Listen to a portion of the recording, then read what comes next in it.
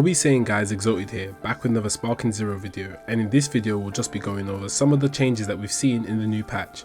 As always, please like and subscribe and let's get into it. So Z Broly has been nerfed a bit. They've changed his ultimate attack in the sense of you can now easily sidestep it, like you can side dash it like this. So whenever he does his ultimate attack and is close up, that can be changed. Before it was quite fast, but the speed of that has been changed. So now when he does that attack close up, it's very easy to evade. It's over now. Prepare to die.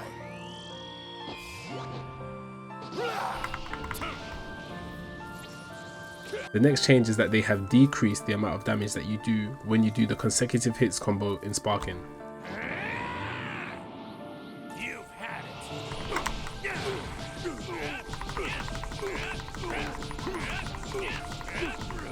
As you can see, we did 25 hits for just around 8,100 damage. So you can clearly see that just spamming attack like this won't do much anymore.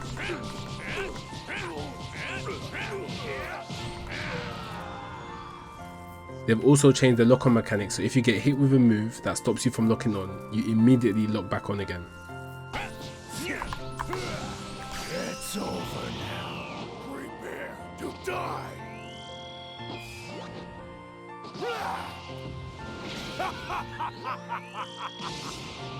This is the end. As you can see, we instantly lock back on. There have also been some camera angle changes. When you do things like a lift strike, you can see that the characters are much closer to the screen. You saw Vegeta and Broly were much closer to us before than they were in the last patch. Another important change is that characters like Bardock that have a move like his Shockwave of Rebellion, so this move, right, that's all been increased by 1 skill count now. So before it was 4, but now it's 5. The reason why it's 5 is because I feel like insta spark moves are quite strong in this game. Any move that puts you in the strongest state in the game immediately is very strong. But the fact that Bardock's also allows him to have an explosive wave as well that can stop people from attacking him even though he's getting comboed is strong. So yeah, that's gone from 4 to 5 skill counts now. And I think it's a change all across the board for the whole cast. So when it comes to rush key blasts, right, which are these, the amount of time it is taken for you to fire between the maximum amount of consecutive rush key blasts that you can do and the next rush key blast that you do after that has increased. I'm assuming they're doing this so people stop spamming.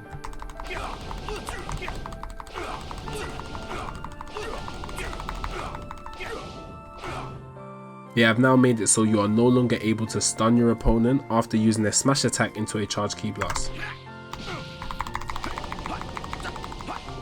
As you can see, the hit counter didn't go up, which means Goku wasn't in the combo because he was no longer able to be stunned.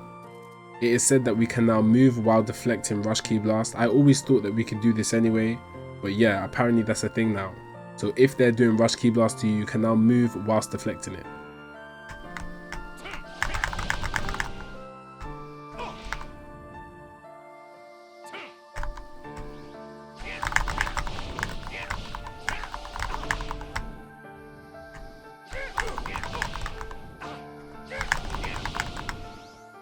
We have been given a new high-speed Dragon Dash, so this move can be executed by pressing the R2 and X if you're on PlayStation, and RT and A if you're on Xbox and Steam.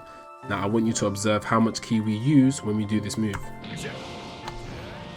We use essentially nothing, right? So this move is very good in terms of efficiency with ki control, as in we're hardly using any ki to get to our opponent. If we're far away from our opponent, let's say towards the ground, right,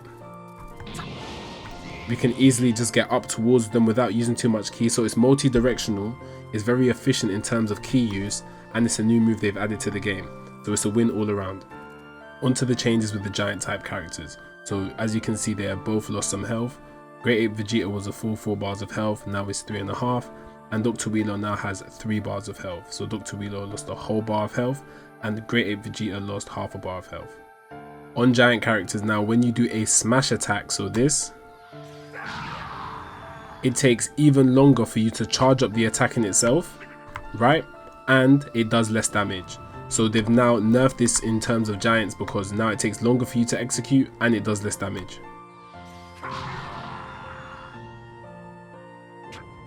Dr. Gero and Android 19 have both had some changes. When they do a dragon dash, a quick ascend or a quick descend, it now consumes ki.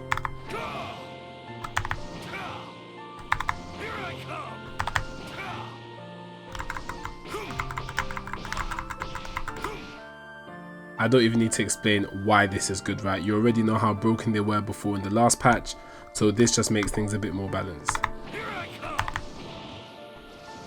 They have also adjusted how much health and ki that they get back when used their throws. Now, I never played these characters before, so I'm not sure whether or not this is a buff or a nerf, but based on how strong they were before, I'm assuming it was a nerf. Let me know in the comments down below. Cooler now gets even more health back when he transforms.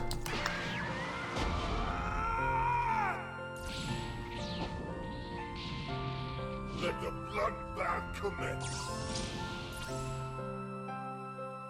Vegito's after image strike has been nerfed from 15 seconds to 10 seconds, and it will be entirely removed if the opponent uses perception whilst he's under the effect. You can now guard when giants do their Z-burst dash.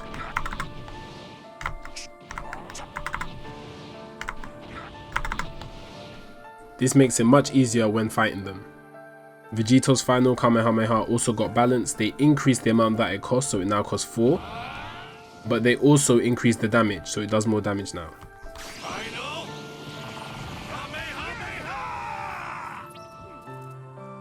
Gogeta Blue Stardust Barrier got buffed. If your opponent is attacking you from the front, you can now activate this move.